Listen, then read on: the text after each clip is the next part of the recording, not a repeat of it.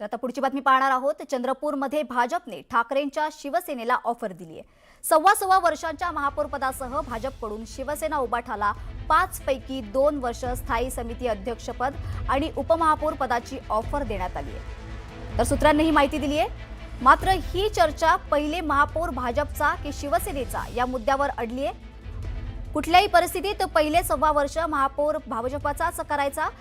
जर ठाकरेंच्या शिवसेनेला हा फॉर्म्युला मान्य नसेल तर भाजप विरोधी पक्षात बसेल अशी भूमिका भाजपने घेतली आहे। सूत्रांनी ही माहिती न्यूज 18 मराठीला दिली आहे।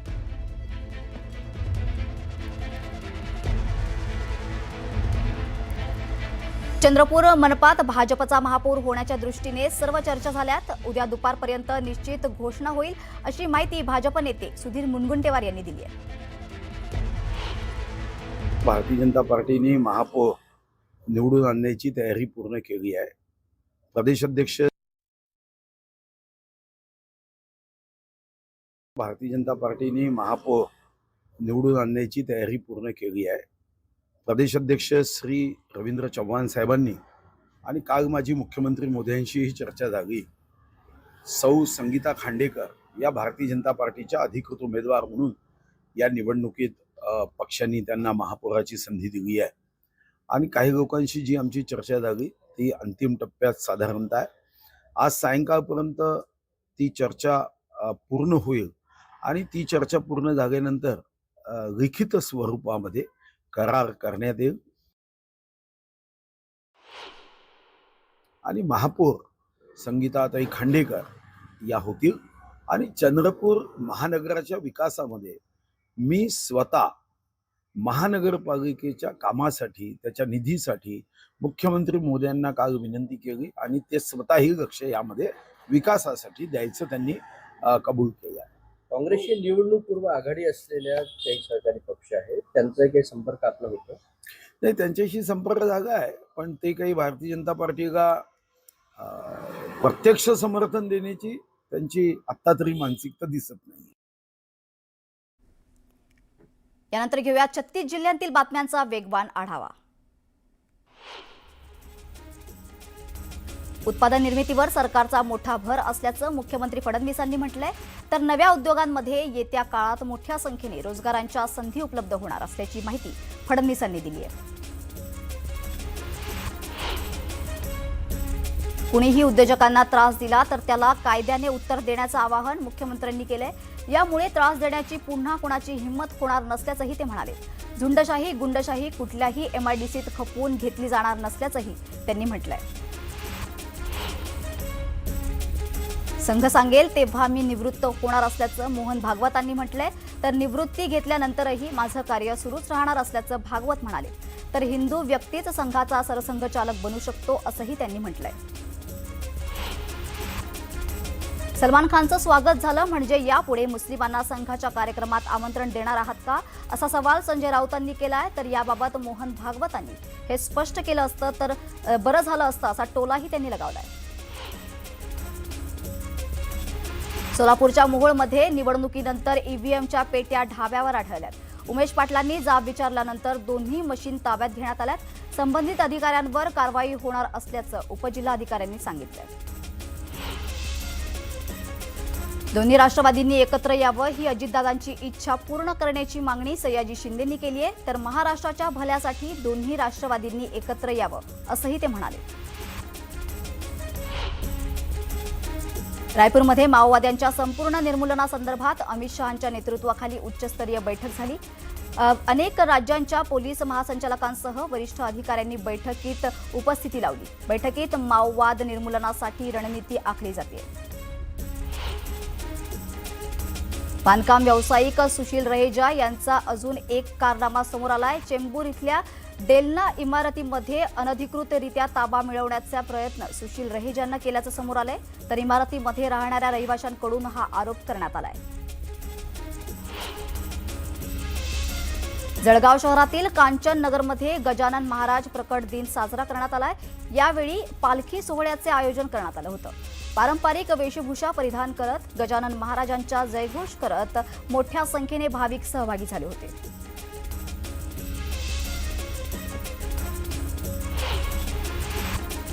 मनमाड शहरात संत गजानन महाराज प्रगट दिन सोहळा उत्साहात साजरा करण्यात आला. भाविकांनी मोठ्या उत्साहात या सोहळ्यात सहभाग घेतला. नाशिकच्या मालसानेत नमोकार तीर्थ इथे पंचकल्याणक महोत्सवाचं आयोजन करण्यात आलंय. या सोहळ्याला मुख्यमंत्री देवेंद्र फडणवीस, जलसंपदा मंत्री गिरीश महाजन, अन्न आणि औषध प्रशासन मंत्री नरहरी झिरवाळांचीही उपस्थिती असणार आहे. बुलढाण्यात 25 ते 28 फेब्रुवारी दरम्यान महाआरोग्य मेळाव्याचं आयोजन करण्यात आले. राष्ट्रपती द्रौपदी मुर्मूंच्या हस्ते मेळाव्याचं उद्घाटन होणार आहे. केंद्रीय आरोग्य राज्यमंत्री प्रतापराव जाधव यांनी ही माहिती दिली आहे. अमरावतीमध्ये अखिल भारतीय मराठी गझल संमेलनाचं आयोजन करण्यात आलंय. गझल संमेलनात विविध गझलकारांकडून गझल सादर करण्यात येते. दरम्यान गझल प्रेमींनी संमेलनात मोठी गर्दी केली आहे. 12 ज्योतिर्लिंगांपैकी एक असलेल्या श्री क्षेत्र भीमाशंकर मंदिरात यंदाची महाशिवरात्री शिवभक्तांनी साजरी होणार आहे. तर विकास कामांमुळे महाशिवरात्रीच्या काळात मंदिर दर्शनासाठी बंद ठेवण्याचा निर्णय घेण्यात आलाय. तर महाशिवरात्रीच्या कालावधीत दर्शन सुरू ठेवण्याचा निर्णय झाला होता. मात्र 12 ते 18 फेब्रुवारी दरम्यान भाविकांना दर्शन मिळणार नाही. या निर्णयामुळे शिवभक्तांमध्ये नाराजी व्यक्त होते.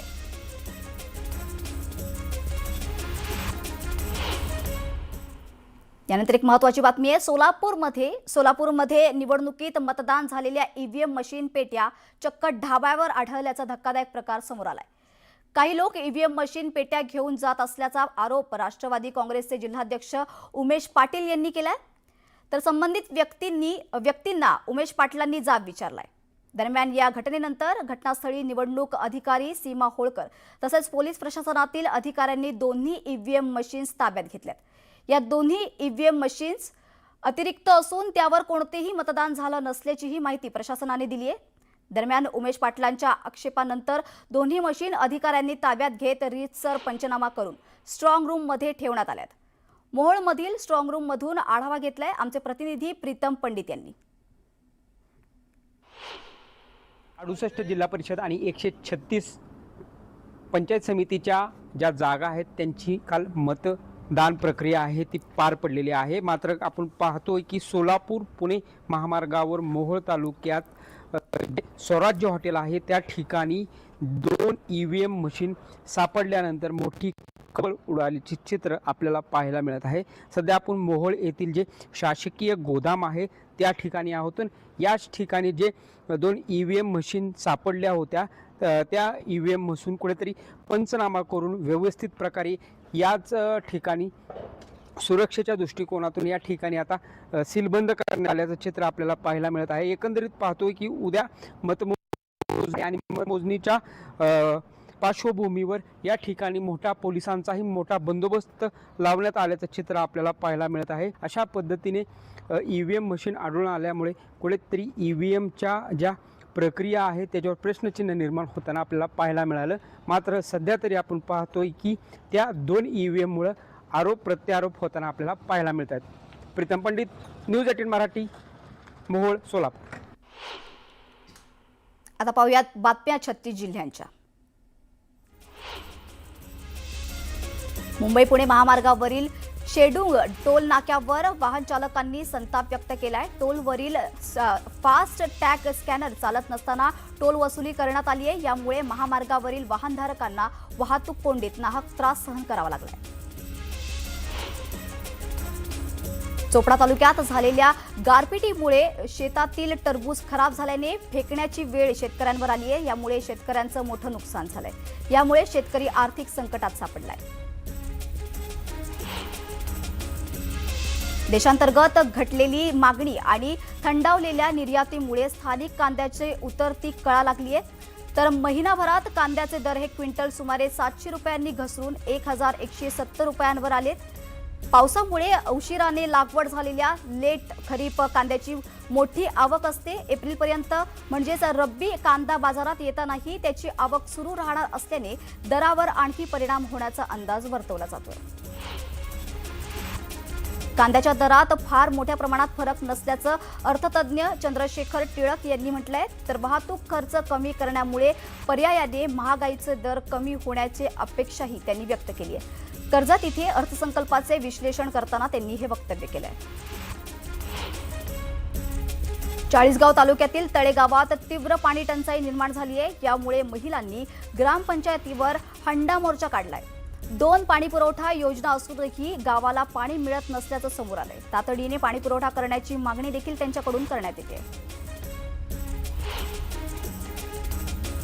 पुण्याच्या मंचरमध्ये सलून व्यावसायिकाला अमानुषपणे मारहाण करण्यात आली आहे. मारहाणीची घटना सीसीटीव्ही कॅमेऱ्यात कैद झाली आहे. या हल्ल्यात फिरोज शेख याच्या डोळ्याला गंभीर दुखापत झाली असून त्याच्यावर रुग्णालयात उपचार सुरू आहेत. या प्रकरणात कारवाई करण्याची मागणी देखील करण्यात आली आहे.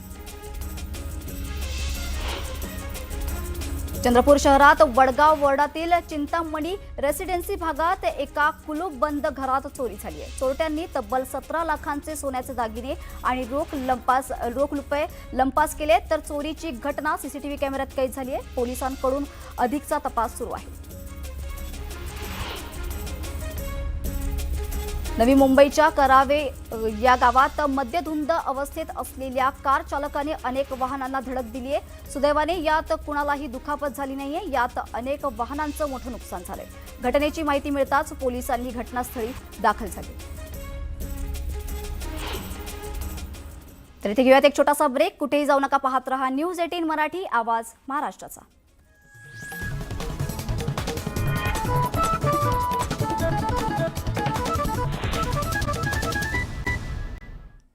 तर ब्रेकनंतर आपलं स्वागत आहे. मुंबई पुणे एक्सप्रेसवेवरील गॅस टँकर अपघातानंतर मिसिंग लिंक प्रकल्प चर्चेत आलाय. गॅस टँकरचा भीषण अपघात झाल्यानंतर जवळपास 32 तास मुंबई आणि पुणे या 2 प्रमुख शहरांमधील वाहतूक पूर्णपणे ठप्प झाली होती. तब्बल 32 तासांनंतर ही वाहतूक कोंडी फुटली. या घटनेनंतर महामार्गावरील सुरक्षितता, वाहतूक व्यवस्थापन आणि पर्यायी मार्गाच्या अभावावर मोठ्या प्रमाणात चर्चा सुरू झाली आहे. या पार्श्वभूमीवर मिसिंग लिंक प्रकल्प पुन्हा एकदा चर्चेत आलाय. मिसिंग लिंक हा मुंबई पुणे द्रुतगती महामार्गावरील सर्वात धोकादायक घाट मार्गाला पर्याय देण्यासाठी प्रस्तावित महत्त्वाकांक्षी प्रकल्प आहे. या प्रकल्पामुळे खोपोली ते कुसगाव दरम्यानचा प्रवास अधिक सुरक्षित आणि जलद होणार आहे. नेमका मिसिंग लिंक हा प्रकल्प काय आहे, त्याचं काम किती झालंय आणि याचा आढावा घेतलाय आमचे प्रतिनिधी अनिस शेख यांनी. मुंबई पुणे एक्सप्रेसवेवर गॅस वाहून नेणारा टँकर आडोशी बोगदा या ठिकाणी उलटला आणि त्यानंतर जवळपास 32 तासाहून पेक्षा अधिक काळ पुणे आणि मुंबई या 2 मोठ्या शहराला जोडणारी वाहतूक पूर्णपणे ठप्प झाली. खरं तर यानंतर चर्चा झाली ती मिसिंग लिंकची. नेमका हा मिसिंग लिंक प्रोजेक्ट काय आहे ते आम्ही आपल्याला आज दाखवणार आहोत. मुंबई पुणे एक्सप्रेसवेवरील खालापूर ते कुसगाव लोणावळा दरम्यानचा सुमारे 13.3 किलोमीटरचा नवीन बायपास म्हणजे मिसिंग लिंक. हा मार्ग बोरघाट खंडाळा घाटातील धोकादायक वळणे टाळतो. त्यामुळे अपघात व ट्रॅफिक जाम कमी होणार आहे. या प्रकल्पाची प्रमुख वैशिष्ट्ये म्हणजे 2 लांब टनल आहेत. पहिला टनल जो 1.7 किलोमीटरचा व दुसरा 8.9 किलोमीटरचा. 180 अधिक मीटर उंच केबल स्टे व्हॅली ब्रिज. हा ब्रिज भारतामधील अतिशय उंच पुलापैकी एक आहे. एक्सप्रेसवेचे अंतर जे आहे ते सुमारे 6 किलोमीटरने कमी होणार आहे. मुंबई पुणे या प्रवासाचा वेळ जो आहे तो 25 ते 30 मिनिटांनी देखील कमी होणार आहे. घाट विभागातील अपघात व दरड कोसळण्याचा धोका या मिसिंग लिंकमुळे पूर्णपणे टळणार आहे. सध्याची या एक्सप्रेसवेवरची मिसिंग लिंकची जी प्रगती आहे ती जवळपास पूर्णत्वाकडे आहे. दिवस आणि रात्र या मिसिंग लिंकवरती जे आहे ते हजारो कामगार जे आहेत ते काम करत आहेत. टेक्निकल जे काम आहे ते 98% पूर्ण झालेले आहे. एक पूल अंतिम टप्प्यात आहे तर दुसरा पूल जो आहे तो बनण्याच्या मार्गावर आहे. खरं तर या मिसिंग लिंकची आवश्यकता या अपघाताच्या वेळी अनेकांना जाणवली. 1 मे रोजी हा जो पूल आहे तो वाहतुकीसाठी खुला होणार आहे असं जरी म्हणण्यात येत आहे तरी देखील या पुलाचं बरंचसं काम अद्यापही बाकी आहे. परंतु 1 मेच्या दरम्यान हा पूल खुला होतो का हे पाहणं आता तेवढंच महत्त्वाचं ठरणार आहे. व्हिडिओ जर्नलिस्ट इम्रानसह न्यूज 18 मराठीसाठी अनिश शेख, लोणावळा. ब्रेक नंतर एक मोठी बातमी आता सध्या समोर येते. वाढीव वेतनाच्या मुद्द्यावरून एसटी कर्मचारी आक्रमक झाल्याचं पाहायला मिळतंय. 3 दिवसात वाढीव वेतनाची रक्कम न दिल्यास आंदोलनाचा इशारा देखील देण्यात येतोय. एसटी कर्मचाऱ्यांना वेतन मिळाले पण वाढीव वेतनाचा फरक हप्ता मिळालाच नाहीये. 10 तारखेनंतर आंदोलन करण्याचा कर्मचाऱ्यांचा इशारा आहे. आताची सर्वात मोठी बातमी आहे. वाढीव वेतनाच्या मुद्द्यावरून एसटी कर्मचारी आता आक्रमक झाले. 3 दिवसात वाढीव वेतनाची रक्कम न मिळाल्यास आंदोलन देखील करणार असल्याचा इशारा त्यांनी दिलाय. एसटी कर्मचाऱ्यांना वेतन मिळाले पण वाढीव वेतनाचा फरक हप्ता मिळालाच नाही आणि त्यामुळे हे आंदोलन ते करणार आहेत असा इशारा त्यांनी दिलाय. 10 तारखेनंतर हे आंदोलन करण्याचा इशारा त्यांनी दिलाय. आता पाहूयात बातम्या 36 जिल्ह्यांच्या. दिघा परिसरात गेल्या 4 दिवसांपासून 2 गटांमध्ये सतत हाणामारीच्या घटना घडतायत. यामुळे स्थानिक रहिवाशांमध्ये दहशतीचं वातावरण आहे. या पार्श्वभूमीवर रबाळे MIDC पोलिसांची कार्यपद्धती आणि गुन्हे नियंत्रणाबाबत प्रश्न उपस्थित केले जात आहेत.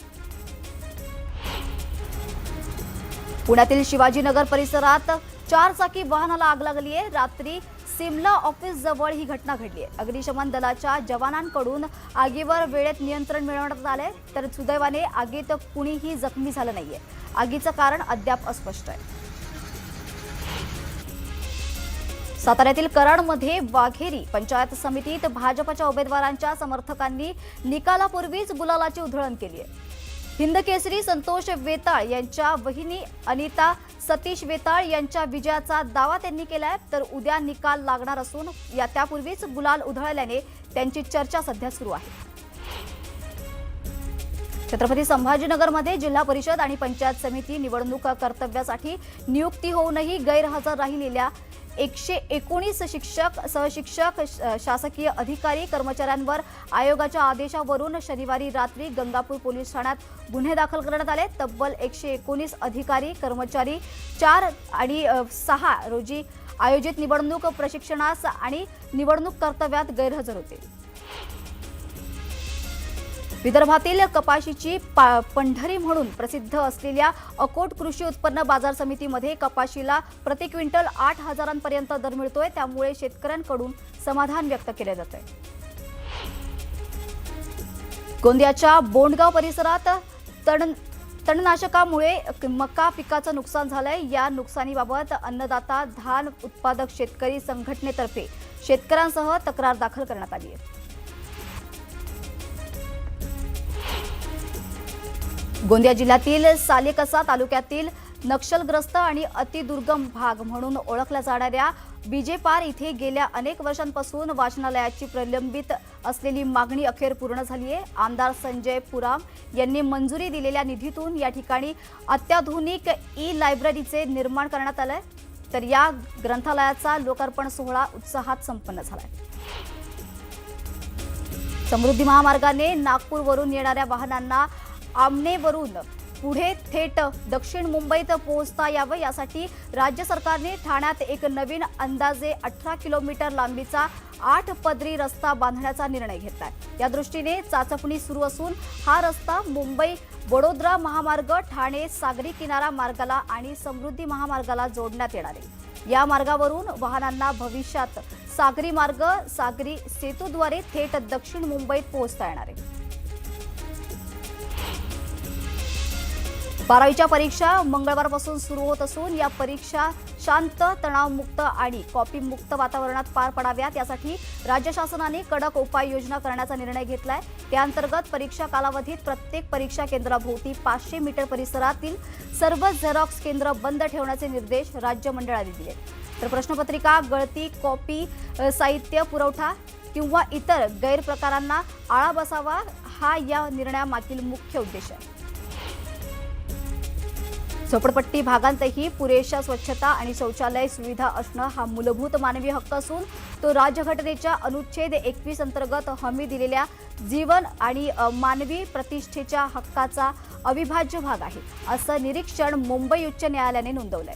महापालिकेच्या जमिनीवर अतिक्रमण करून झोपडपट्टी निर्माण झाली असली तरीही मूलभूत नागरी सुविधा पुरवण्याची जबाबदारी ही महापालिका टाळू शकत नाही, असं न्यायालयाने स्पष्ट करण्यातच महिनाभर सुविधा उपलब्ध करण्याचे निर्देश दिले.